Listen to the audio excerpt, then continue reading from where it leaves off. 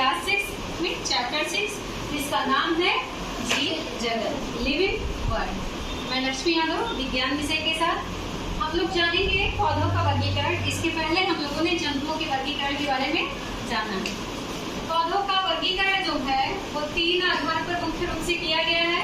पहला है पुष्प के आधार पर, दूसरा है आकार के आधार पर और तीसरा है आयु के आधार पर। पुष्प के आधार पर इन्हें 2 भागों में बांटा गया है। पहले हैं पुष्पी पौधे और दूसरे हैं अपुष्पी पौधे। पुष्पी पौधे जैसा कि नाम है, ऐसे पौधे जिनमें फूल आते हैं वो कैसे होंगे?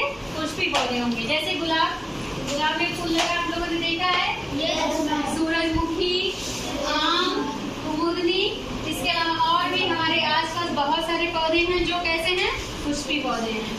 दूसरे हैं अपुष्पी पौधे, ऐसे पौधे जिनमें फूल नहीं आते हैं या इनका जो पौधा होता है वो जड़ तना पत्ती में भी विभाजित नहीं होता है, पूरी तरह से विकसित जड़ तना पत्ती इनमें नहीं होता है।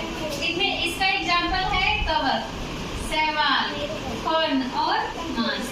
इस समय आपको शैवाल दिख रहा होगा, जो दीवारों पर काई लगी हुई है हरी हरी कलर की, वो क्या है? शैवाल है। रोटियां अभी कुछ दिन के लिए ब्रेड रख दीजिए, उसमें सफेद कलर की संरचना आ जाती है ना, जिसे फफूंद कहते हैं, वो क्या है? कवक है। क्या इसमें किसी ने फूल देखा है? देखा है? या इसके पौधे में जड़ तना पत्ती दिखता है? नहीं दिखता है। तो ये सब कैसे हैं? अपुष्पी पौधे। अगला है आकार के आधार पर, किसकी कितनी लंबाई, चौड़ाई, मोटाई होगी। तो पहला जो है वो क्या होते हैं? शाक होते हैं। शाक मतलब ऐसे पौधे जिनकी लंबाई 1 मीटर से ज्यादा नहीं होती है, ठीक है, और ये मुलायम होते हैं, इनमें लकड़ी नहीं होता है। अगर इनको ऐसे टच किया जाए तो ये कैसे होते हैं? सॉफ्ट होते हैं। इसमें क्या आएगा? मटर आएगा। मटर में लकड़ी होता है, सॉफ्ट पौधा होता है। इसी तरह से मक्का भी होता है, पालक, सरसों, इन सब की लंबाई 1 मीटर से ज्यादा नहीं होती है। दूसरा प्रकार जो है आकार के आधार पर वो है झाड़ी। झाड़ी जो है ये ऐसे पौधे होंगे जिनकी ऊंचाई 1 से 3 मीटर होती है। इनमें जड़ तना पत्ती पूर्व विकसित होता है। इनमें जो है वो इसका तना जो है बहुत ज्यादा मोटा नहीं होता है, तने की मोटाई कम होती है। बहुत सारी इसमें क्या होती है? शाखाएं निकली होती हैं और वो आपस में उलझ जाती हैं, इसीलिए इन्हें क्या कहा जाएगा? झाड़ी। इसका उदाहरण है गुलाब, गुड़हल, करौदा, वीर। करौदा जान रहे हो? करवन जान रहे हो ना?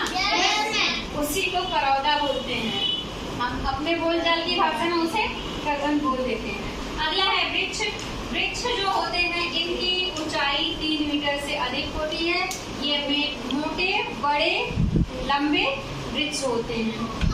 एग्जाम्पल है नीम, ठीक है, आम, नारियल, इसके अलावा सागौन, साखूर, ये सब लिप्टस यूकेलिप्टस जो दिखता है, ये सब हमारे आसपास पाए जाने वाले ऐसे पौधे हैं जो क्या है? वृक्ष का रूप लेते हैं बड़े होकर। इतना समझ में आया? आगे बढ़ा जाए? आवाज बहुत धीमे आ रही है, समझ में नहीं आ रहा है क्या? अगला तीसरा जो है वो है आयु के आधार पर, कौन कितने वर्ष तक जिंदा रहता है। पहले है 1 वर्षीय पौधे। कैसे हैं? 1 वर्षीय पौधे, ठीक है। दूसरा है द्विवर्षीय। दूसरा क्या है? द्विवर्षीय। और तीसरा प्रकार जो है वो क्या है? त्रिवर्षीय। क्या है? बहुवर्षीय। जो 2 वर्ष से अधिक जिंदा रहेगा वो कैसा होगा? बहुवर्षीय होगा। कोई दिक्कत? आइए सब इसका उदाहरण देखें। पहला जो है 1 वर्षीय, इसमें पौधा अंकुरित होगा। अंकुरित होने के बाद उसमें पत्तियां, फूल, फल सब एक ही साल में आता है और एक ही साल में ये पौधा समाप्त हो जाता है। चना इसका उदाहरण है, मटर, गेहूं, धान, मक्का, ये सब कैसे हैं? 1 वर्षीय पौधे हैं। द्विवर्षीय पौधों का उदाहरण जो है वो केला जैसे ले लीजिए। केला में 1 साल केला लगाएंगे, बड़ा होगा, उसमें क्या होगा? तना बनेगा, पत्तियां आएंगी। दूसरे वर्ष में इसमें फूल आता है और फिर फल लगते हैं। तीसरा है बहुवर्षीय।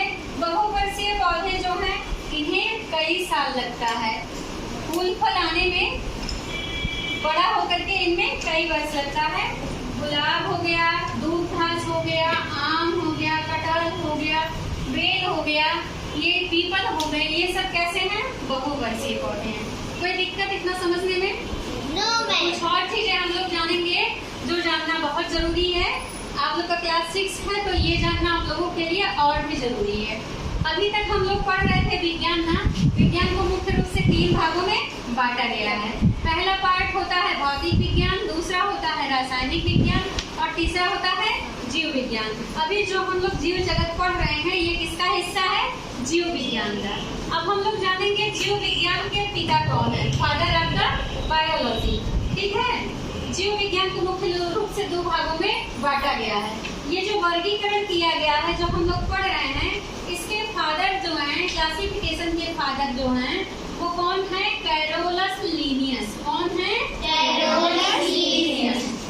जो जीव विज्ञान है उसके पिता कौन है? अरस्तु, एरिस्टोटल। कौन है? अरस्तु। ठीक है, जो जीव विज्ञान के पिता हैं वही जंतु विज्ञान के भी पिता हैं। वही किसके पिता हैं? जूलॉजी के, जंतु विज्ञान के भी। तो अरस्तु जो हैं वो जीव विज्ञान और जंतु विज्ञान दोनों के पिता हैं। तीसरे जो आते हैं वो है थियोफ्रेस्टस। थियोफ्रेस्टस बॉटनी यानी जो पादप विज्ञान है जिनमें पौधों की स्टडी की जाती है, ठीक है, पेड़ पौधों की, उसके पिता हैं कौन? थियोफ्रेस्टस। तो 4 चीजें हम लोगों ने सीखा। पहला, वर्गीकरण के पिता कौन है? Carolus Linnaeus. दूसरा, जीव विज्ञान के पिता कौन है? अरस्तु। तीसरा, जंतु विज्ञान के पिता कौन है? अरस्तु। और चौथा पादप विज्ञान जो है उसके पिता कौन है? थियोफ्रेस्टस। क्लियर? ये आप लोग क्या करेंगे? नोट करेंगे और इसे याद करेंगे। Any problem? आगे का पार्ट जो है हम अगले लेक्चर में पढ़ेंगे।